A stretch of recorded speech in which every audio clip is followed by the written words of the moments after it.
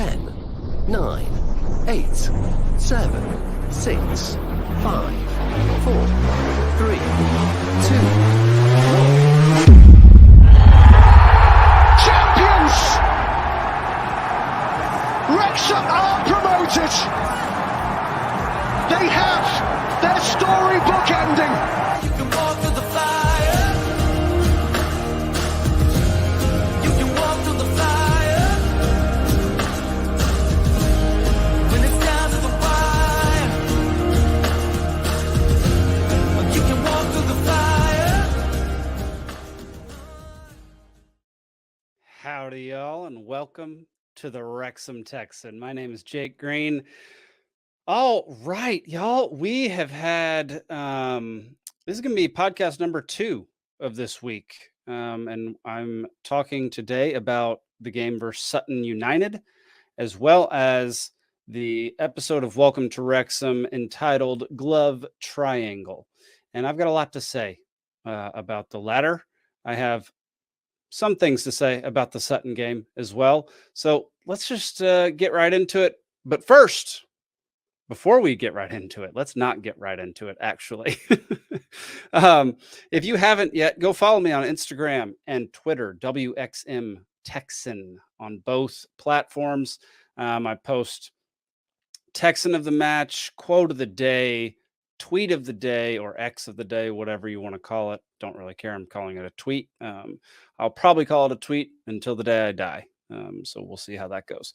But yeah, head on over there. I try to interact with folks, try to chat with folks on those platforms, especially during the Wrexham games. So head on over there if you want to follow along and interact with me and some other folks on Instagram and Twitter. So let's jump in. Let's watch some highlights first and then talk about the match. So here we go. Let me increase full screen. Here we go. It's just 2 minutes. There's basically no audio.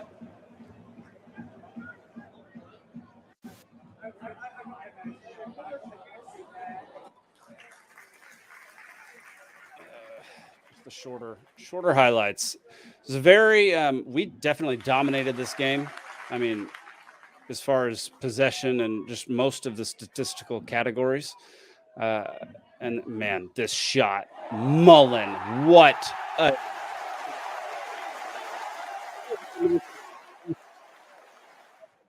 stupid good.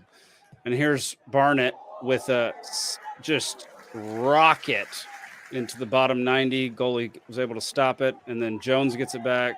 Was that Mullin? I can't tell now. And Palmer almost got one in. Great double save by the goalie. Just one right after the other. And then the ref freaking out about O'Connor going 5 steps too far, even though they did the exact same thing. And then you can see right there, Palmer got his jersey pulled. Palmer just gets abused. And then Tozer, poor header by Tozer, sets up their 1 goal of the game. Beautiful play by them. Fantastic cross, fantastic finish. Yeah. And then this shot by Mendy coming up is bonkers. You would not have thought that would have been a good shot to take, but man, he got so close. That goalie was just slightly out of position. If that had just been a foot or 2 shorter, it would have gone in. And then here we go. O'Connor passes it over to McLean. McLean driving in, launches it into the middle. It gets headed out straight to Elliott Lee, who sends it like a rocket through the entirety of the box, past the goalie to get us the game-clinching goal. Absolutely incredible. I mean, fun ending to the game. I feel like we definitely should have beat them by a lot more. I know they did destroy Notts County earlier in the season, but man, I think they've only won twice all season, which is man, it's painful that it took us that long to put that game away.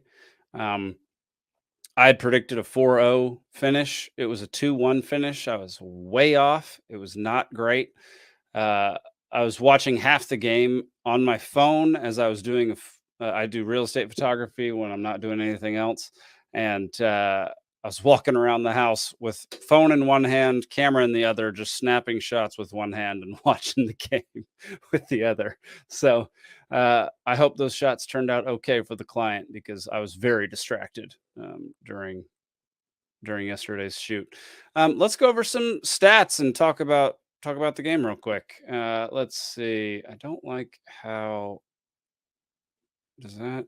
Let's see. Share this tab instead. How about that? Boom. There we go. All right. Like I said, we dominated in most of the statistical categories. Like it was crazy how much we beat them by in terms of all of these stats. But man, when it came to the score sheet, we just did not do as well as we should have. It took us 89 minutes to finally put this thing away. And possession, 69-31. Dual success rate, 58-42. Aerial duels, 61-39. They did beat us in interceptions, 8-4. Offsides, they had 5. We had 1. We had 10 corners, 1 to their 2. 10-2. Let's see what else. We had 582 passes. They had 269. That is that over double? That is over double the amount of passes we had. They had 61 long passes though, to our 70. So we barely beat them in long passes, but our accuracy was almost 80% and theirs was 57. Passing accuracy in opponents half, 69-48. Crosses, we had 33 crosses. They had 8. Our accuracy was 24%. Theirs was 25%. So our accuracy could have been slightly better, but basically the same percentage of crossing accuracy. On the attack, they had 12 shots. Let me remind you, they had possession for 31% of the time, and they had 12 shots. We had possession for 69% of the time, and we had 15. Their shots per minute of possession destroyed ours.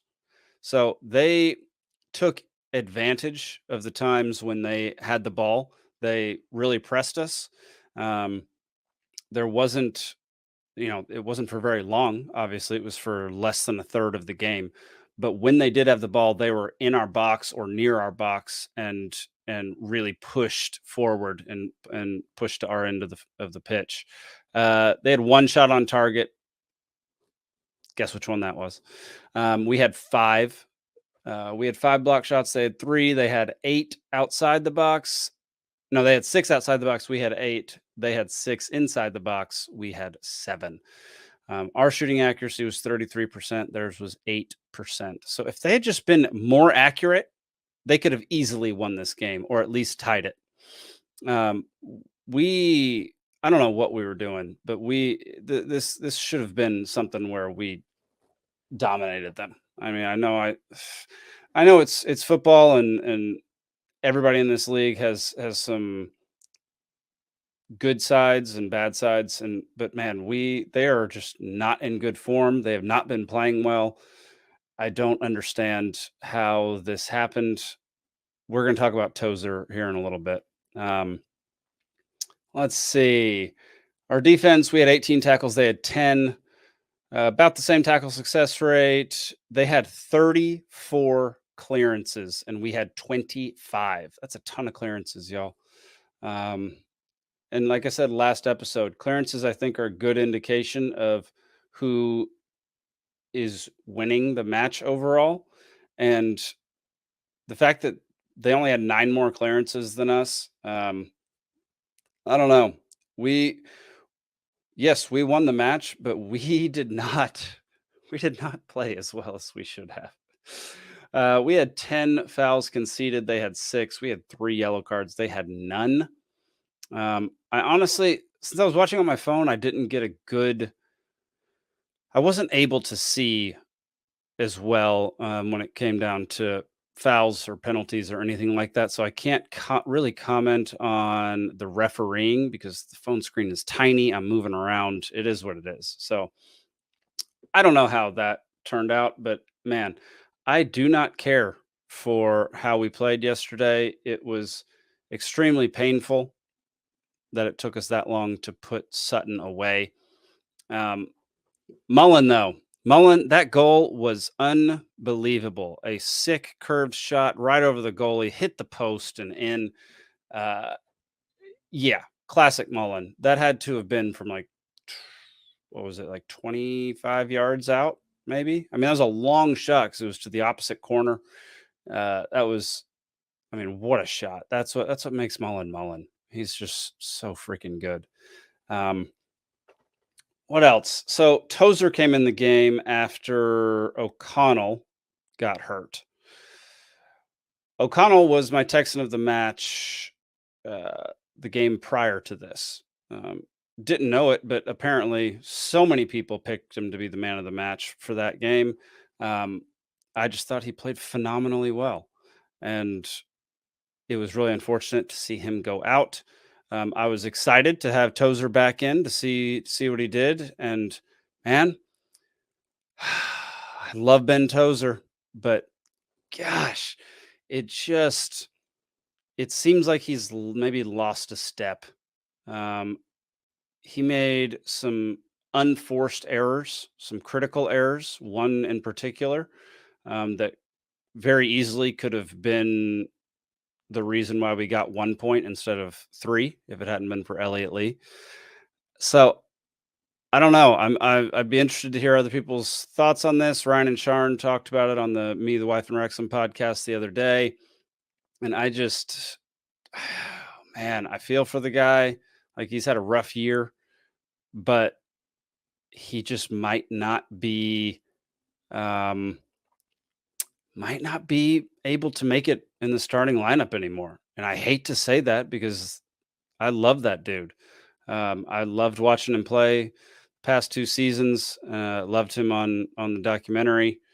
He has been a rock as far as this team goes, and it's just not seeming to go well. He also seems to have gotten in a couple tiffs on the field with a couple of our own players. There seems to be a little tension when he's out there. So I think it might be time to have him ride the bench and be a sub. Yeah, or maybe have less of a role than that. I don't know. But man, it's there were some glaring errors yesterday, and we cannot have that, especially when we're coming up against Notts County this week. I'm going to pull up the league table so we can just marvel momentarily at how beautiful things are. We are in automatic promotion zone right now.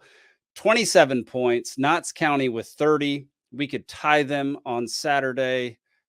We'd still, unless we get 4 goal differential on Saturday, we'll still technically be 1 spot below them, but we'll tie them in points.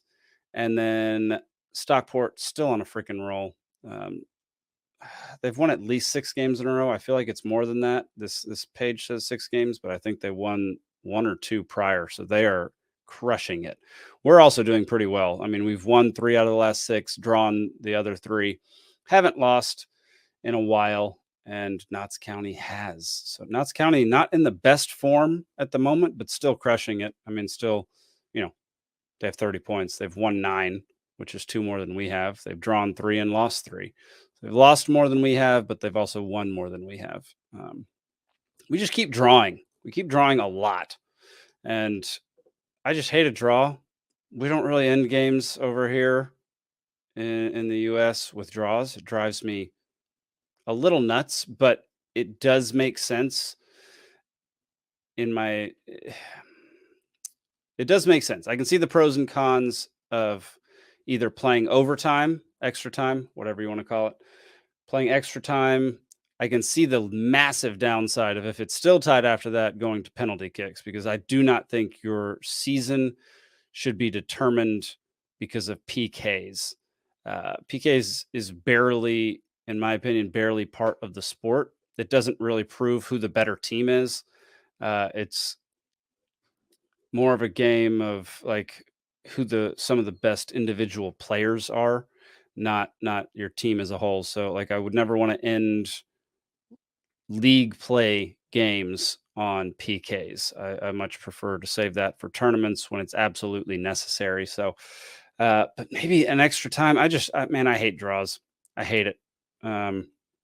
Draws drive me insane. So, and that's probably just the American in me talking, because y'all don't seem to have a problem with it over in the UK. So it is what it is. I'm not advocating for any changes to be made in that regard. Let's just keep it going. Let's see. What do we got next? Actually, I want to scroll down. Let's see. Mansfield, Crewe, Accrington, and Gillingham are the 4 in the playoff race at the moment. And then Sutton, obviously, still down at the bottom. They've only won twice. They have 7 total points. I mean, horrendous season. Forest Green Rovers are down there. Tranmere Rovers are down there. Man, I'm so glad that we're doing so well. Let's see. Yeah, the top 3 teams are teams that have been promoted in the last 2 years from the National League. That just tells you how good the National League was for the years leading up to now, and likely still is. We'll see what happens next year with whoever gets promoted. But the mere fact that the 3 top contenders in League 2 were in the National League last year and the year before is pretty telling on how strong the National League actually is, and how it's just sometimes a stroke of bad luck, victim of circumstance. Just like last year, the mere fact that Wrexham and Notts County both did record-breaking seasons, and yet only one of them was automatically promoted. That's just a load of BS. I mean, I'm so happy that Notts got promoted as well, because they absolutely deserved it, which everybody's talked about before. But I thought I'd reinforce that sentiment. Okay, let's talk about our next game, our next match. Let's go to the live match center just to get it right up here. Notts County, 3 p.m. kickoff time in the UK, which means 10 a.m. on the East Coast, which is where I am, East Coast of the United States. Recent results. Like I said, I already talked about this. We've been doing pretty well recently. Notts County have been doing not as great, so we're in better form than they are at this moment. Our last 5 meetings, Wrexham won 3-2. Wrexham victory 3-2. Notts County 1-0. Notts County 1-0. Wrexham 2-1. This was all in 2023 and 2022. So many. 2 of those were in other competition matches.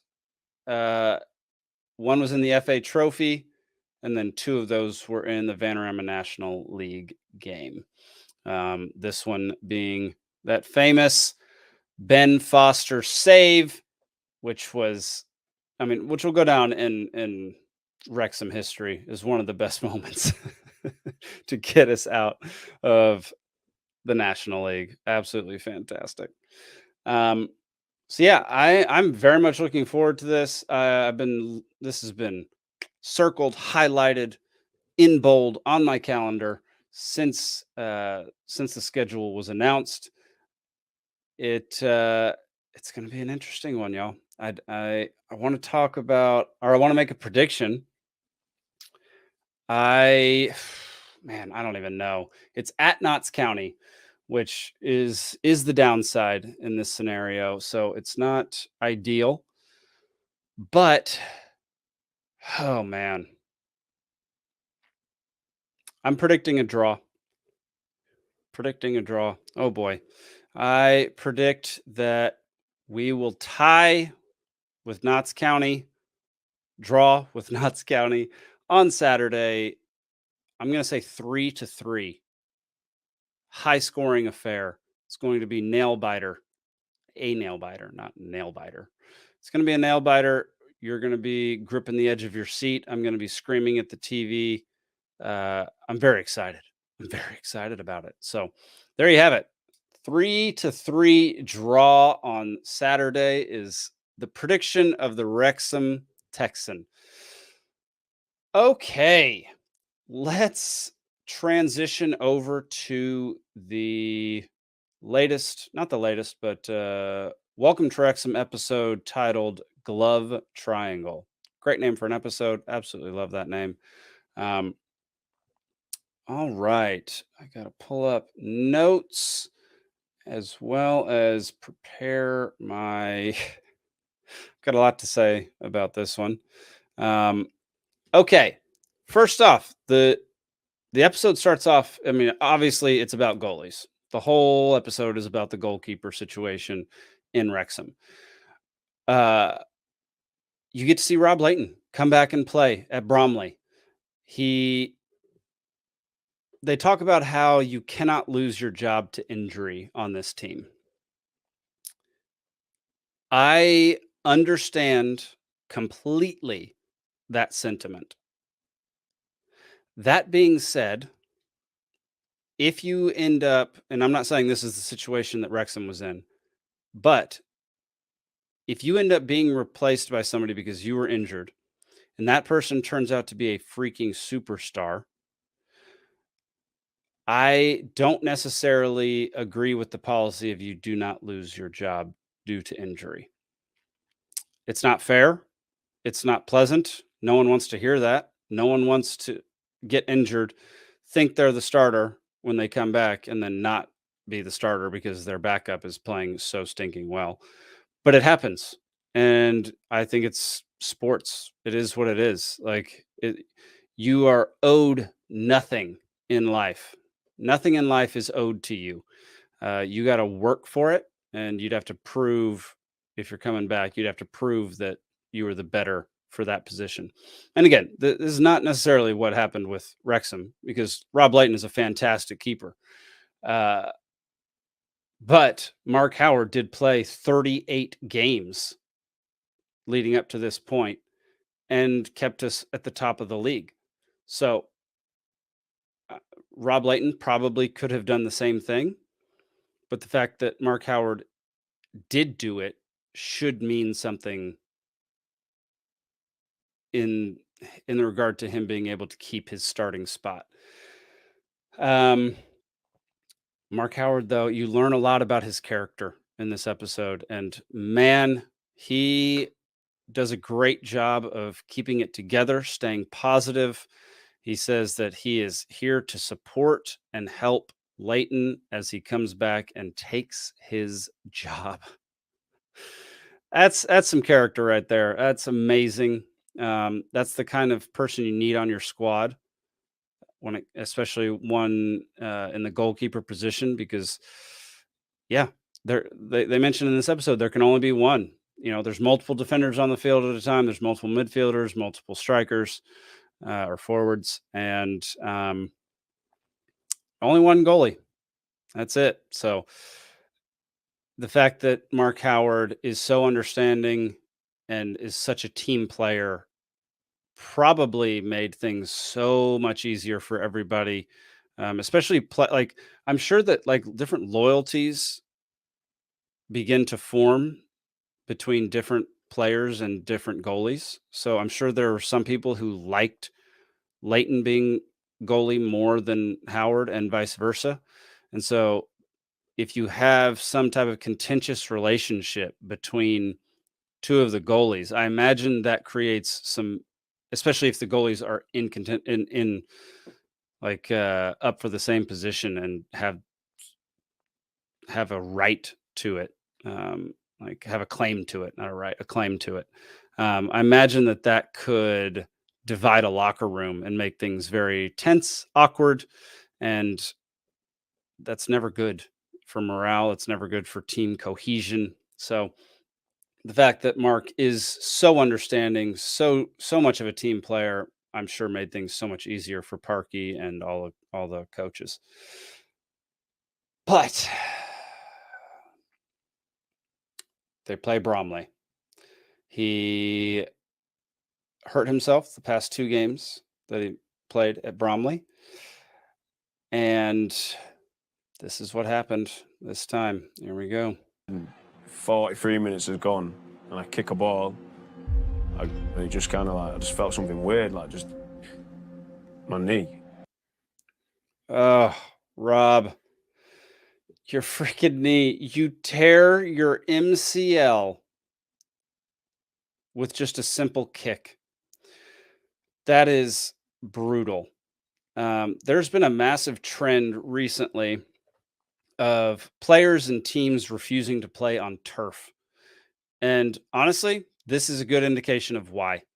I know that one of the big injuries that happened in the NFL this year was Aaron Rodgers tore his Achilles tendon on a turf field because his foot, your foot doesn't slide like it does it just doesn't play like it does on regular grass. And so, so many injuries happen on turf fields, and they're starting to be a movement to get rid of turf fields, which I'm completely behind. Huge fan of playing on grass. It's better in basically every conceivable way.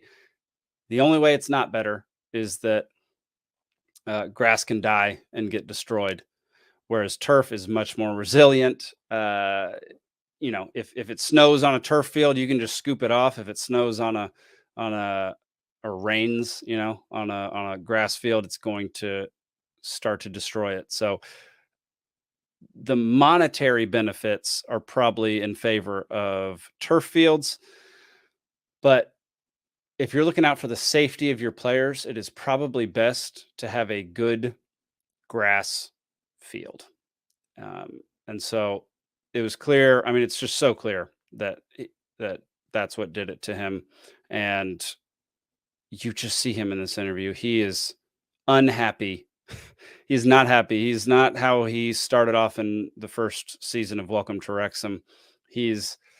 You can just see it in his eyes. I mean, it's almost like he's got dead eyes in that interview because he's reliving that experience. And I mean, in my opinion, that's the end of his career. And I hate to say that. I loved Rob Layton. He's stand-up dude. Fantastic keeper. I just don't think we see Layton play for Wrexham ever again. And that sucks. That sucks. It's just so bizarre that it was 3 times in a row at Bromley. 3 times in a row. I just don't get it. Oh, man. So then we start getting introduced to Mark Howard. Fantastic signing, as Wayne Jones points out. The dude led us through the entire season last year and basically helped win us. Was a massive, massive part of helping us get promoted. But we get to see some behind the scenes stuff with he and his family. And this scene just made me crack up laughing. You've got a plate for your cookies, you plonkers. Well, we've got a table. Who cares about plates? Yeah, you just know that Mummy and Daddy will clean up after you, didn't you? Yeah. Thought that was absolutely hilarious. That's something that I would definitely have done as a child.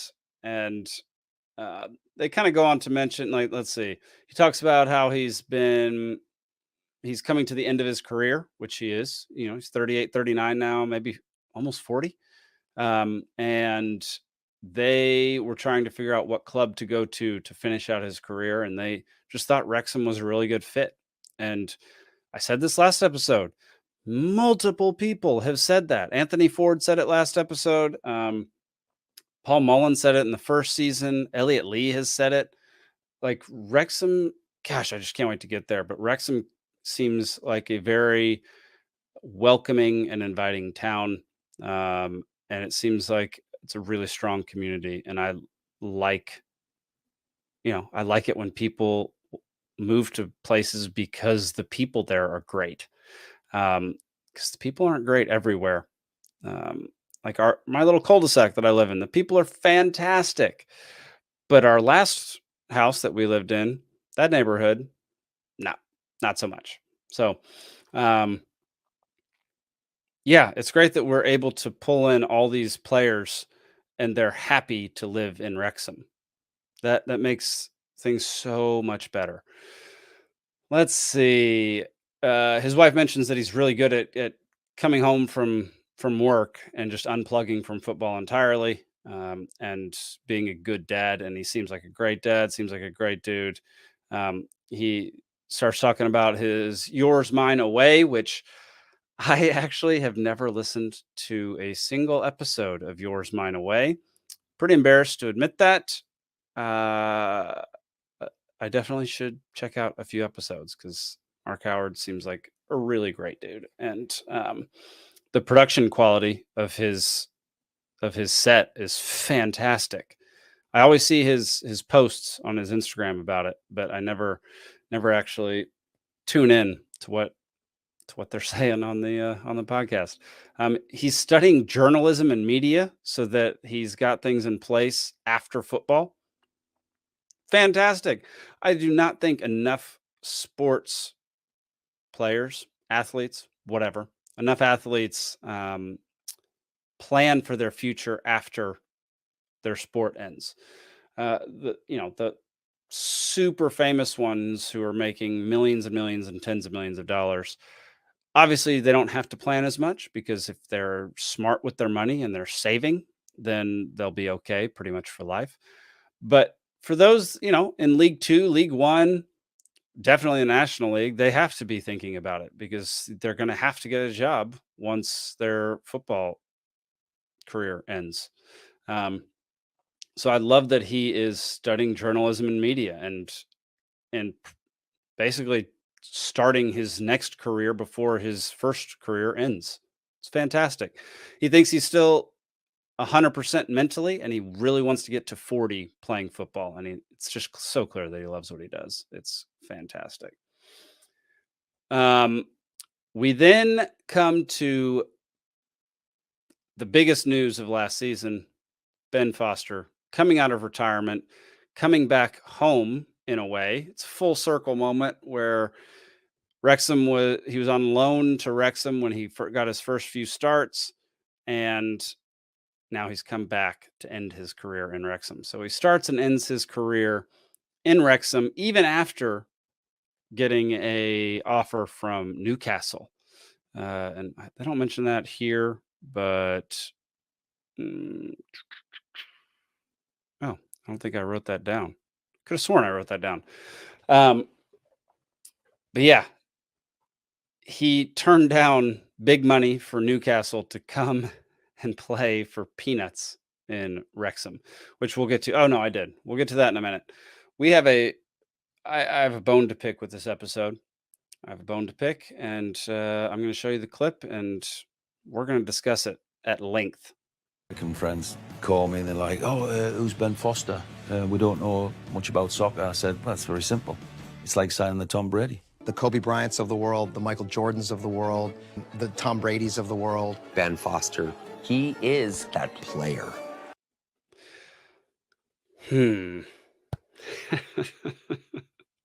Okay. Let's get one thing straight before I go on this tirade. I love Ben Foster. He was a crucial part of one of the moments that got us promoted. He is a great goalkeeper. He has done a ton in the Premier League. He's done a lot for English football. Seems like a great dude. Overall, fantastic keeper. Just a fantastic keeper. I have nothing at all against Ben Foster, and I want you to remember that as I go on this tirade about the lunacy of comparing him to Tom Brady, Michael Jordan, Kobe Bryant. Okay, lunacy. Now, I realize that picking the best player of all time in any sport is a subjective choice. It's always subjective, okay? But we're going to go through some lists, okay? We're going to go through some lists. Let's see. Add to stage. Here we go. This list, the 10 best goalkeepers of all time, named and ranked. Ben Foster, not on the list. Next one, 50 greatest goalkeepers in history. Ben Foster, not on this list. Another one, 10 best goalkeepers of all time. Ben Foster, not on the list. Okay, well, Jake, that's everywhere worldwide, 10 best ever, 50 best ever. So let's narrow it down then. Let's narrow it down. Best England goalkeepers of all time, not on the list. Best English goalkeepers of all time, not on the list. Best English goalkeepers of all time, not on the list. Okay, let's narrow it down again. Top 10 best Premier League goalkeepers of all time, ranked, not on the list. Top 10 Premier League goalkeepers of all time, not on the list. 20 greatest goalkeepers in Premier League history, not on the list. Premier League's best ever goalkeeper, ranking the greats, not on the list. Okay, so I have not found, I went through, it had to have been close to 50 websites. While Ben Foster is fantastic goalie, did a lot in the Premier League, was the keeper for England. He is no Tom Brady, and he is no Michael Jordan. Let's go over some more tabs, shall we? Here we go.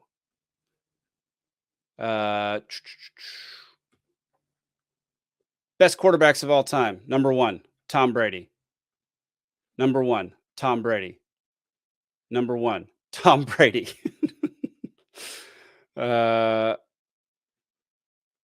Number 1, Tom Brady. Number 1, Tom Brady. Number 2, Tom Brady. Somebody picked dadgum John Elway of the Broncos, which he's in the top 10, but he ain't the top 1. This person is definitely biased. There's just no way he's the best quarterback of all time. Another one.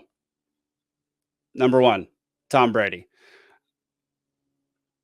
Then we go over to basketball. Number 1, Michael Jordan. Number 1, Michael Jordan. Number 1, Michael Jordan. Number 1, Michael Jordan. Number 1, Michael Jordan. Okay. I realize this is overkill, but I realize that I just repeated myself about 15 times. If you're listening to this, if you're watching it, you're seeing that I'm going to different articles every single time, different lists every single time. If you're listening to it, I apologize. Every single time I said number 1, Michael Jordan, or number 1, Tom Brady, it was because it was a brand new article. In no way, shape, or form should Ben Foster ever be compared to Tom Brady. Like I said, Ben Foster's a great goalie, but Tom Brady,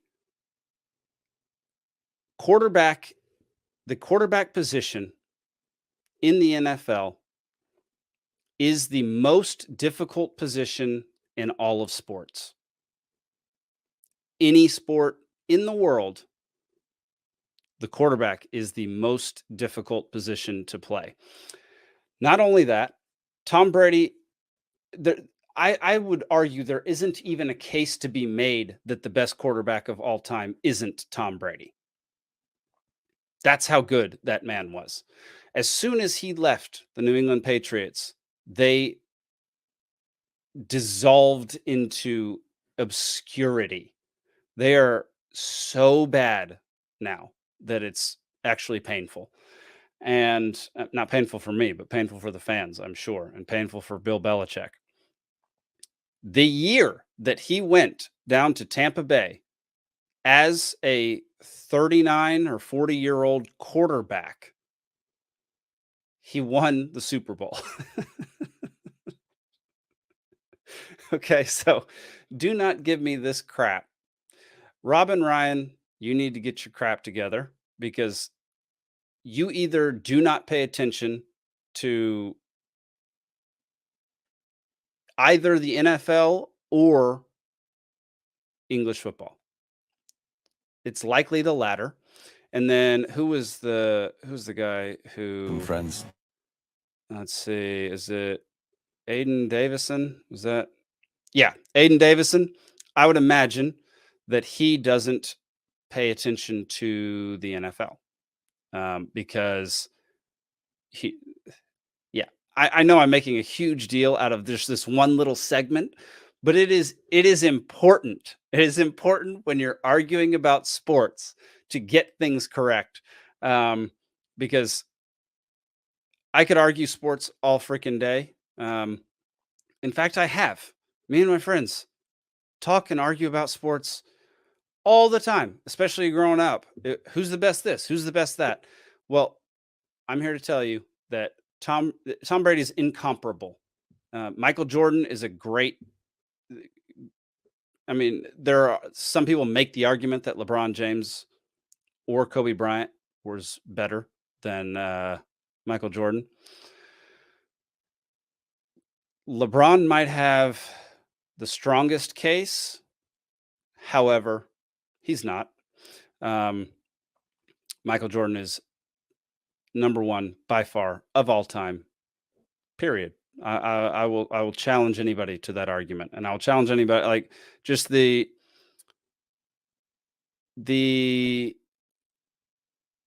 lack of. No, that's not the correct phrasing. Just the mere fact that this was stated just proves to me that they don't know what they're talking about in one form or another, because that's crazy. That's crazy. Sorry, Ben, you're not the Tom Brady of soccer, of football. It's just you're just not. You're a fantastic keeper, and I will treasure memories of you playing for Wrexham. But my goodness, it's just idiocy to say that Ben Foster is the Tom Brady of goalkeepers. Now, okay, tirade over. Let's get back on track and round out this episode. Let's see. Yeah, I mean, this is the point where they brought in a superior keeper, and Mark Howard once again loses his job. This time to a guy who's new on the team. Granted, he just got out of the Premier League, so he's obviously the more talented goalie. But this is Mark Howard's response. It's good for the club. I said, if it makes us better, we're all in it together. And I obviously I had to hang up and go and watch my daughter's school play. You can just see the pain in Mark Howard's eyes. Obviously not in this shot. His eyes are closed, but he opens them. You can just see it. Like,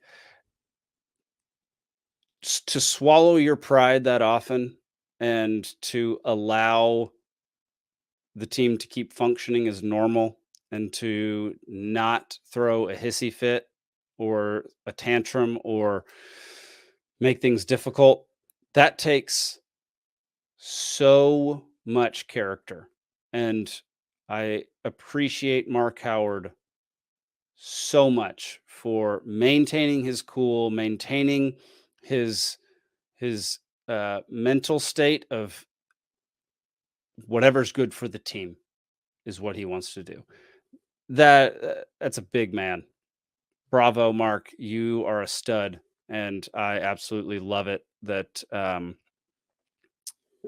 that you're like that, and that you have a good head on your shoulders. So keep it up. We have appreciated everything that you've done for the team.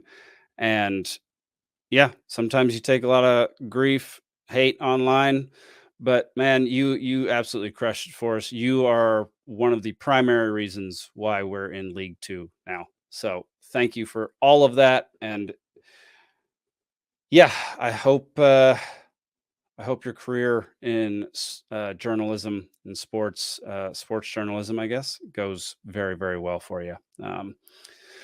Let's see. Yeah, Newcastle had offered Ben Foster a job, and he turned it down. Took Wrexham instead. And this is what he had to say about the negotiation process. To be perfectly honest, I don't really need much anyway. So the negotiations, quite honestly, took about 5 minutes, didn't they? Negotiations took about 5 minutes. He says he's getting paid peanuts to be goalkeeper for Wrexham, which people doing things just because they want to be a part of stuff or just for the love of things, that hits you right there. Like, I understand players wanting to get their money while they're in the sport, but man, he's a 40-year-old keeper. He got his money while he was in the sport, and now he's coming back to the place where it started to help them out of the National League. Because last time he was here, we were in, I believe it was League Two. Was it League Two or League One? I can't remember. But so almost the entirety of his career, we were in the National League. That's so crazy. That's so crazy. And he was one of the ones to help get us back into League Two. That is such a fun story. I just love that story in and of itself. That would be a very interesting film to make. Watch his YouTube channel. YouTube channel is great. It's probably great for the club last year. Love the GoPro cam in the corner of the goal. Love that. Love watching the vlogs, the day of the game and everything. And let's see. They end one of these shots, one of these segments with this shot.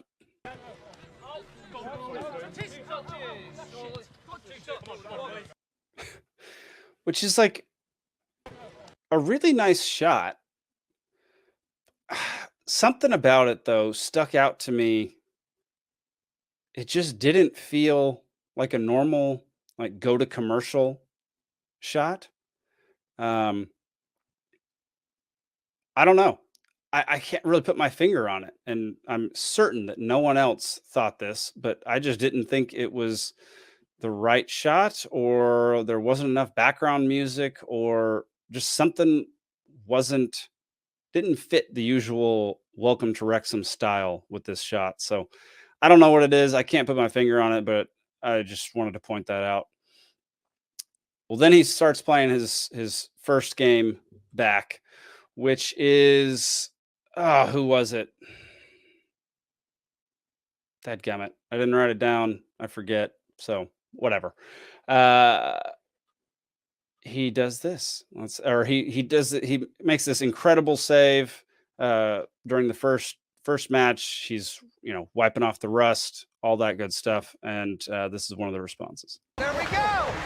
That's why we spend all those peanuts. That's a long man. I love that there's a callback to the Peanuts. Ryan just fits that in. Ryan knows story, y'all. Ryan knows that having Ben Foster on his own podcast say I'm being paid peanuts, and then later on saying that's why we spent all those peanuts. That's a remarkable through line. It's remarkable that it went, that it was brought back up again, and he knew that would be a very fun thing for the documentary. And I feel like that's just how his brain works. He's very impressive with anything in media. So during this game, I have an issue with with certain things that are qualified as own goals. So the goal in this one was tallied as an own goal, and I didn't save it, so we can't watch it. Well, maybe we can. Let's see. Apologies. This is going to take me just a second to pull it up here. Here we go. Yes, I can do it. Let's see. I'm going to mute it because it's going to be too much. I'm going to have to play too much of it. Yeah, here we go. Here it is. Off the ball!